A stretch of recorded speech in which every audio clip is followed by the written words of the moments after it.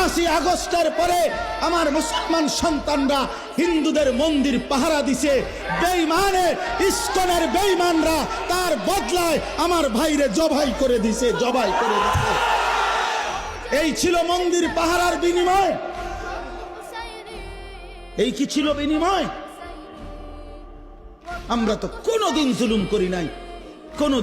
করি নাই, বাংলাদেশে আমাদের কত বড় বড় উলামায়ে কেরাম আমাদের জাতির রাহবারদেরকে বারবার জেলখানায় নিছে, আমাদের আল্লামা মামুনুল হককে জেলে নিছে, আমাদের আল্লামা সাখাওয়াত হোসেন রাজিকে জেলে নিছে, আমাদের গাজী ইয়াকুব উসমানী ভাইকে জেলে নিছে, আমাদের শত শত উলামায়ে কেরামকে জেলে নিছে।